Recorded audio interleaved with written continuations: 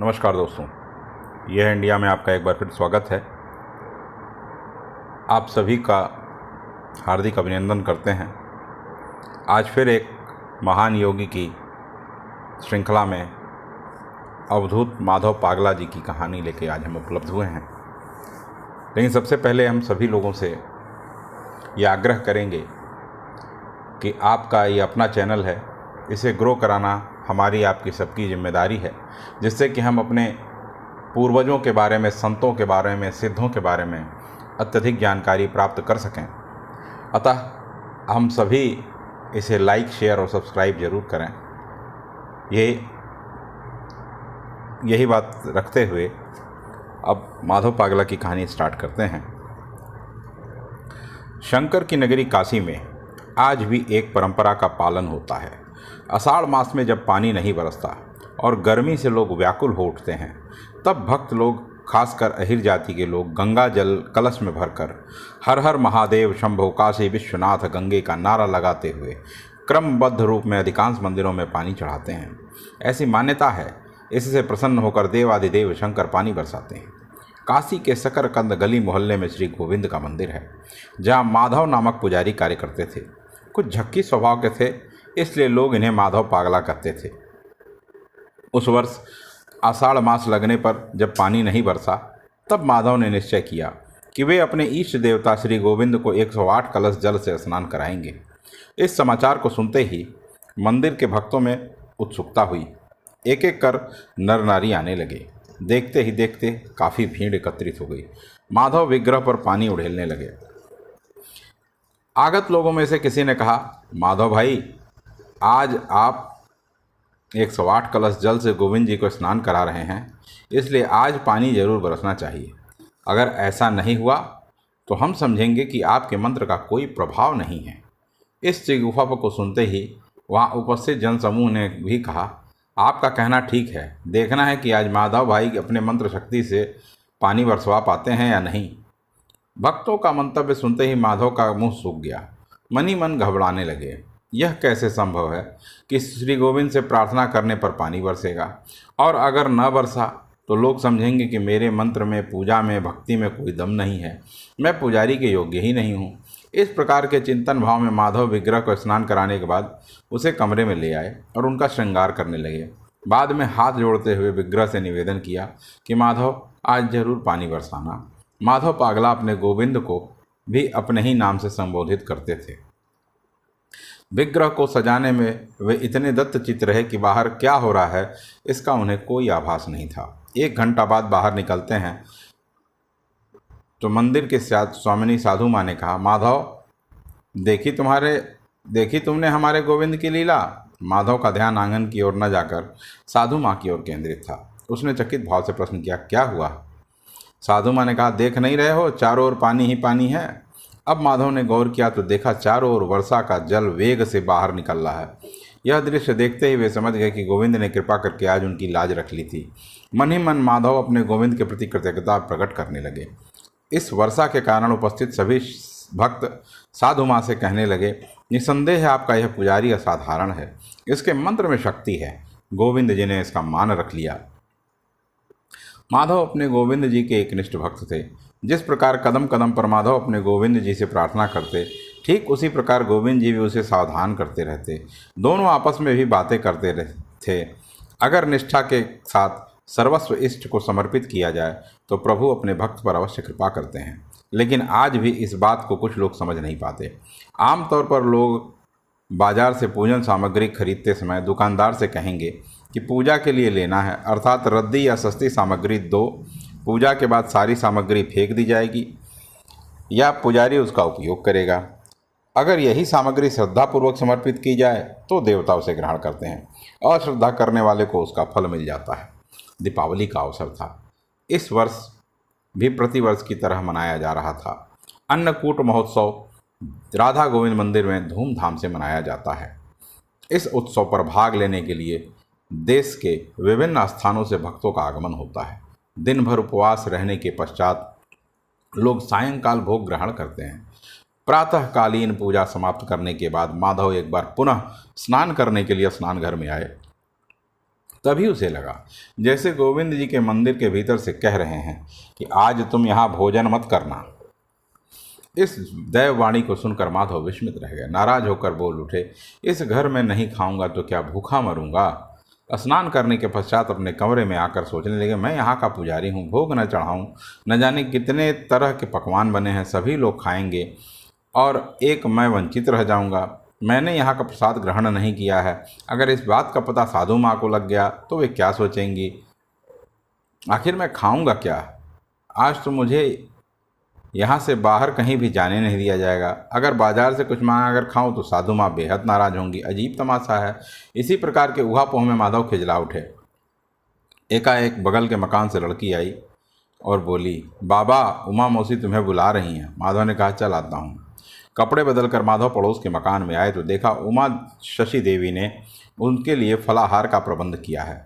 माधव को देखते ही उमा शशि देवी ने गले में आंचल डालकर उन्हें प्रणाम किया।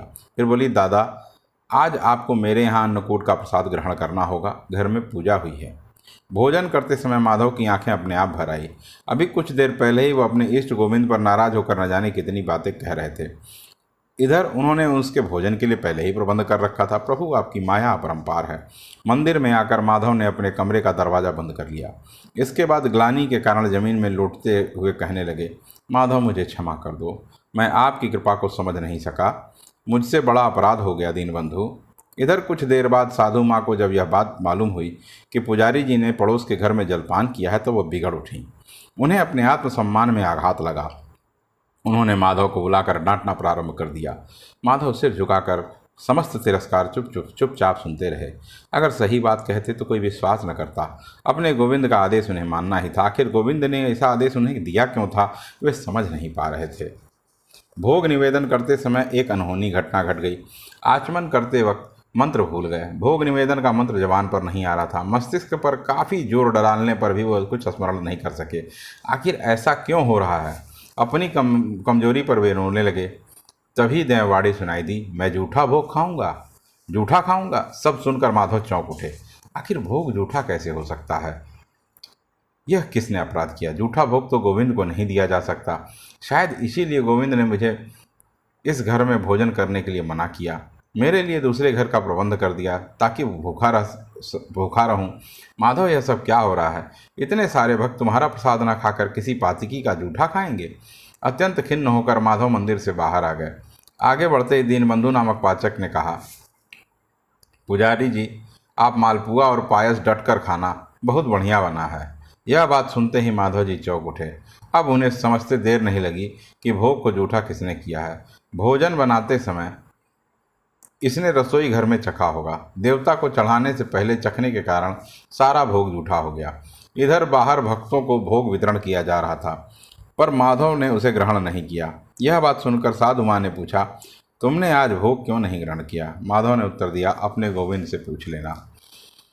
मंदिर में स्थायी रूप से भोग बनाने वाला पाचक कुछ दिनों से अस्वस्थ था, इसलिए दीनबंधु नामक पाचक को अस्थायी रूप से रखा गया था। भोग बनाते समय अक्सर वह चख लेता था। एक दिन उसके भाग्य ने साथ नहीं दिया और मुसीबत आ गई। उसने भंडार घर की नौकरानी से कहा, आज की दाल बहुत कड़वी है, कोई खा नहीं सकेगा। साधु माँ से अच्छी दाल मांग लाओ, दूसरी दाल बना दूँ।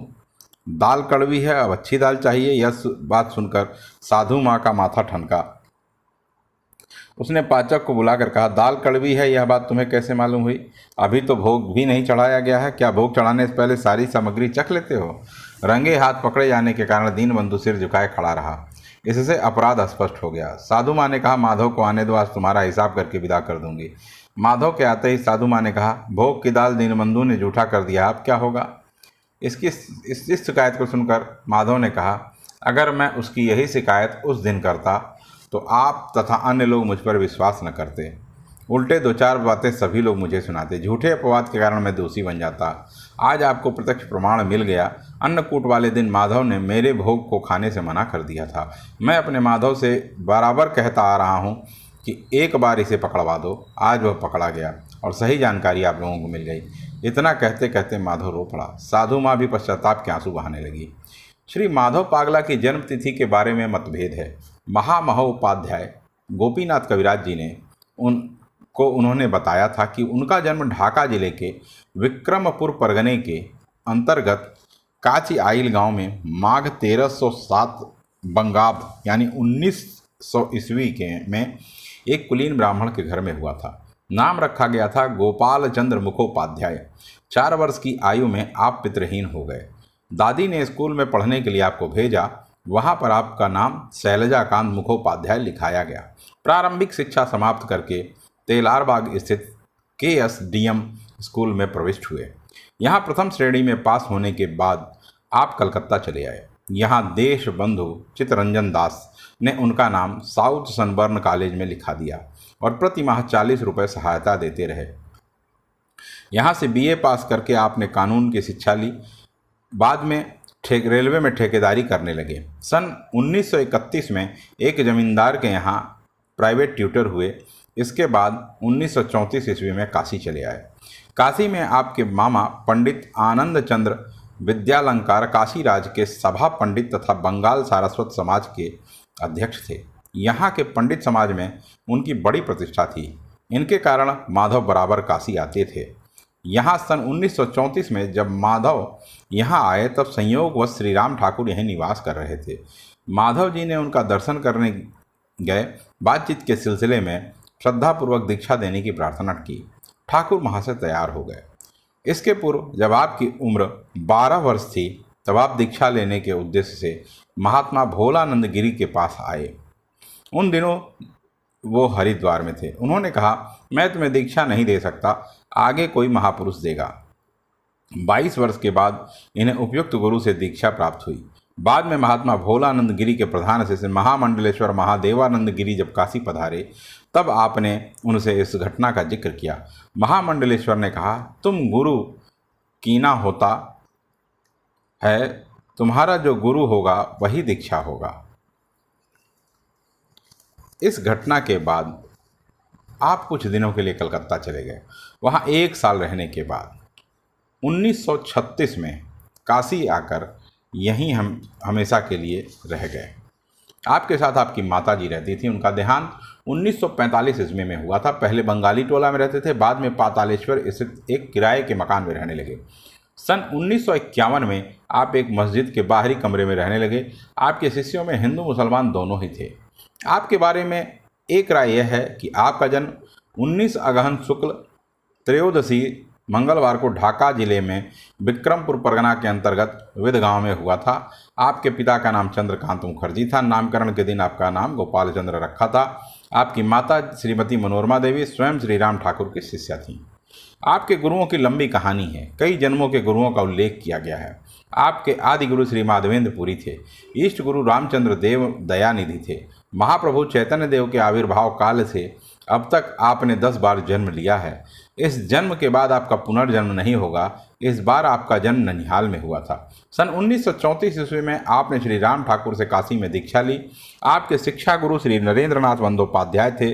शिक्षा गुरु से ही इन्हें ज्ञात हुआ कि पिछले जन्म में आप माधव पागला के नाम से प्रसिद्ध थे। शायद इसीलिए इस जन्म में आपने अपने उस नाम को पुनः ग्रहण कर लिया। पूर्व जन्म में आप छपरा जिले में रहते थे। पागलों की तरह मार्ग में घूमते हुए कहा करते थे, अमार माधव खूब भालो। काशी निवास में आपने अनेक महात्माओं का सत्संग किया। माधवानंद गिरी, बालानंद ब्रह्मचारी के शिष्य मोहनानंद, सीताराम ओंकारनाथ स्वामी, सर्वानंद मौनी बाबा फकीर साहब, स्वामी ब्रह्मानंद, स्वामी कृष्णानंद आश्रम, स्वामी प्रणवानंद, ज्ञानानंद, स्वामी शोभा माँ, रागा माँ, केवलानंद ब्रह्मचारी आदि। इस प्रकार माधव पागला के बारे में कुछ जानकारियाँ संक्षिप्त रूप से मैंने आपको दी हैं।